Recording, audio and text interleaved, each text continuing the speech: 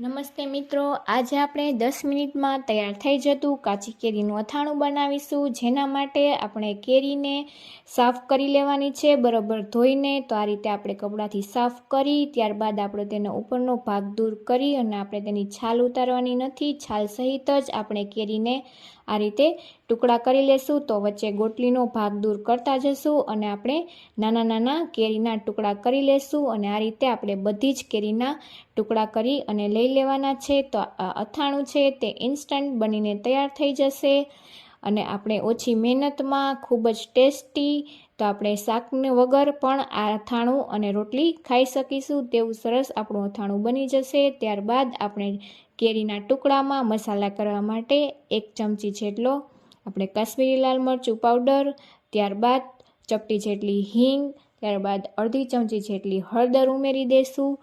તો કલર માટે આપણે મરચું અને હળદર, ત્યારબાદ ટેસ્ટ મુજબ મીઠું, તો 2 ચમચી જેટલું મીઠું ઉમેરી દઈશું। 1 ચમચી જેટલો ચાટ મસાલો ઉમેરી દઈશું અને 1 ચમચી જેટલો ધાણા જીરું પાવડર ઉમેરી બધું જ મિક્સ કરી લેશું।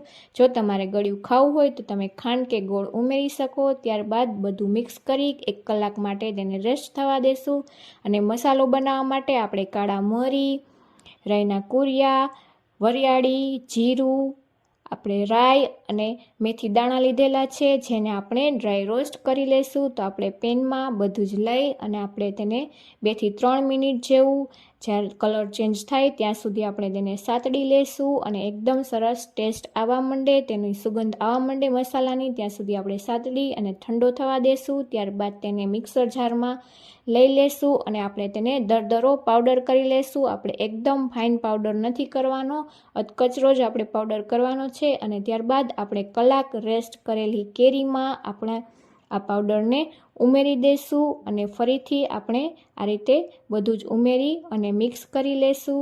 તો આ અથાણું એકદમ સરસ બનીને તૈયાર થશે। જો તમારે લાંબો સમય સ્ટોર કરવું હોય તો તમારે તેમાં વિનેગાર ઉમેરી દેવો, જેથી તે લાંબો સમય રહેશે।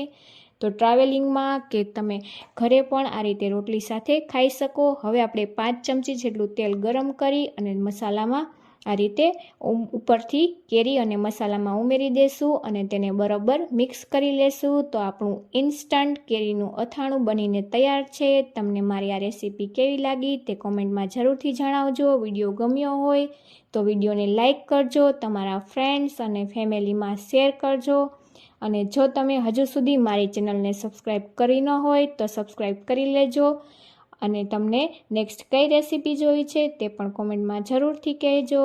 Thank you for watching.